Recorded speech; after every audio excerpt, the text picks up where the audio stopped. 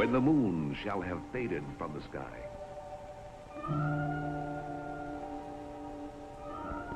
And the sun shall shine at noonday a dull cherry red. And the ice cap shall have crept downward to the equator from either pole. When all cities shall have long been dead, and all life shall be on the very verge of extinction on the globe, then on a bit of lichen growing on the bald rocks beside the eternal snows of Panama shall be seated a tiny insect, preening its antennae in the glow of the worn-out sun, representing the sole survivor of animal life in this, our Earth.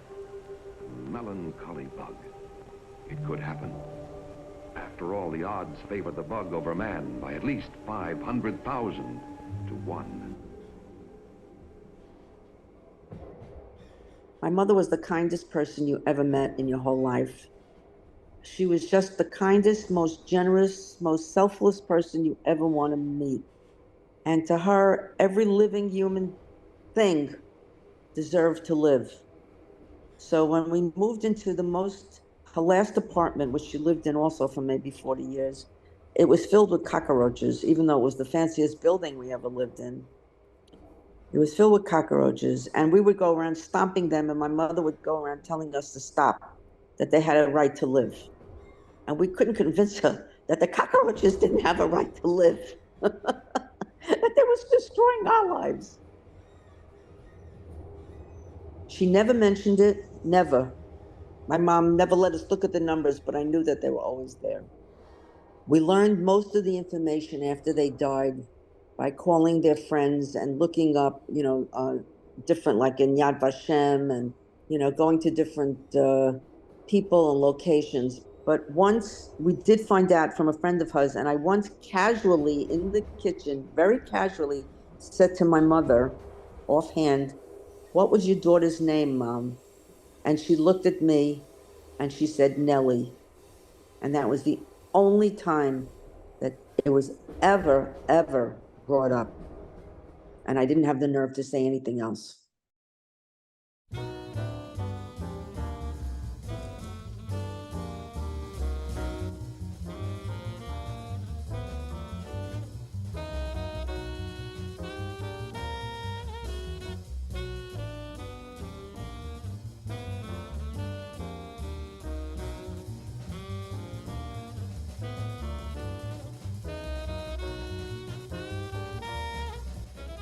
I became the interpreter, the translator from the very beginning, almost. I guess I learned English. I was young when I came here. I went to kindergarten here. My father, he took a job as a kosher butcher out of Long Island. When I first met Grandpa, I think his mother was kind of like shallow. God should forgive me. Well, when we came to the United States, I remember her once saying something. I said something about my parents and the war and the Holocaust. And I remember her saying, "Don't you think it's about time they forgot about it? Because in order to be a butcher, you had to join the union. And in order to join the union, you had to be able to pay people off." I'm thinking, you really think you could forget something like that? Than my mother, because he had to go to work. And he had to deal with, customers in the butcher store. So I became the adult, and I still remember it. I still remember it. And it still hurts. My father used to have terrible nightmares. Terrible. And it was so unlike him, and it was like used to catch us off guard. And my mother used to try to calm him down and try to calm us down, but I think after a while she gave up. My parents went and bought a brand new crib for my brother, and it was baby blue, and me and two of my friends got into the crib and we broke it when my mother was in the hospital giving birth to him. And my mother came home, and I remember she started crying, and I still remember that. And she had like a nervous breakdown after my brother was born, and now my sister thinks that maybe it was postpartum depression. I'm not really sure. My mother left her first husband immediately. She gave birth, I think, maybe a year after. She was very young. She might have been 17 or 18. She gave birth right away. She thought he perished in the Holocaust. The marriage was an arranged marriage because they were very poor. and he came from a well-to-do family. They thought that the family could help them if they got married. I guess that's the way people thought, you know. Do you remember the first time she mentioned having another daughter before you? You know what? I don't honestly remember. I just remember my sister calling up some of her friends after she passed away, and then kind of filling my mother in on my mother's life, which we really didn't know anything about. Which is, I guess, what she wanted, but still Well, that's exactly what she wanted. My mother's will to survive was so strong, very strong. When they got off the train, my mother, the women, the German ladies, and my mother heard them talking on the trains, get away from your children. They came on the trains and told everyone to get away from their children because the kids were going to be put to death right away.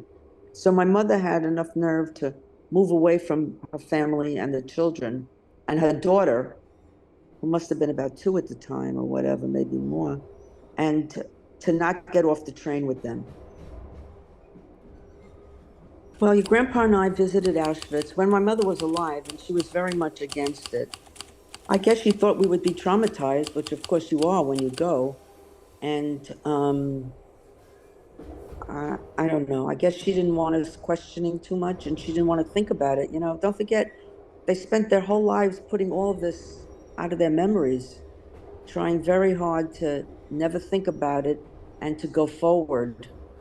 I think I told you that my mom died in a hospice and she died. She waited for me to come. My sister and brother had already said goodbye to her, and she waited for me to come.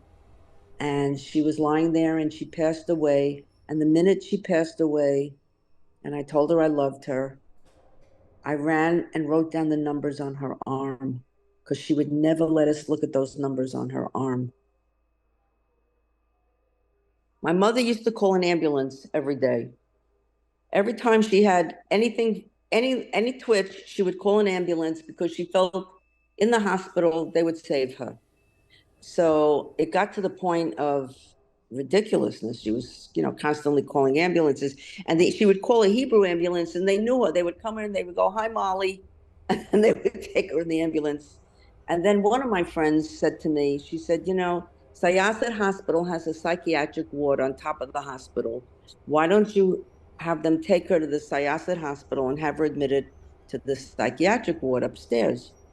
So she was admitted, and there were about 20 people in the psychiatric ward.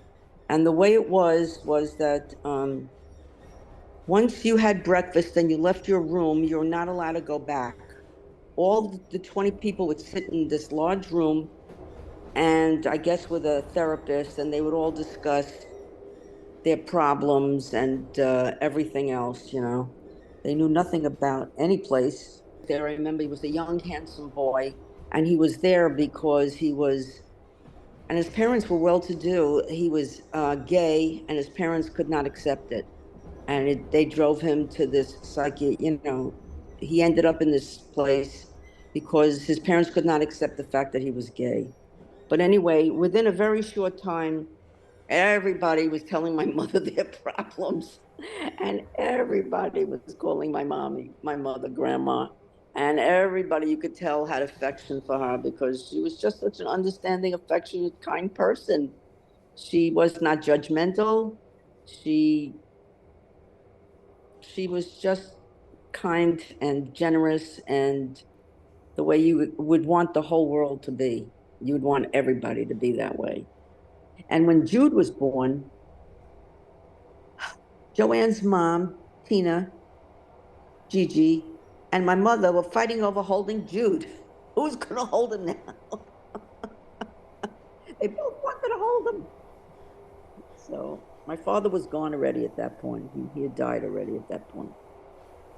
Yeah, And I think Joanne's dad, I think, had gone already at that point too. So it was just the two of them fighting over Jude at that point. How much older are you than Jude? just 3 years. 3 years. So I guess a lot happened in those 3 years. My parents never talked about it. And some of it, I think my mother was, you know, maybe embarrassed by. that she felt like, as a parent, this is not the kind of thing that you tell your children. And in a way, I have to tell you that I've discussed this with my sister and brother. In a way, they did us a favor because, as much as they put it out of their minds, it wasn't a sad home; it was a happy home.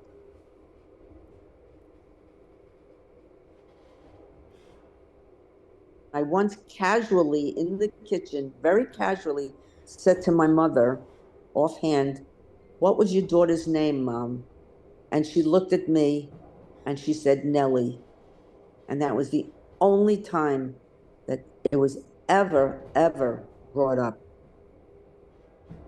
No, I don't think they felt guilty.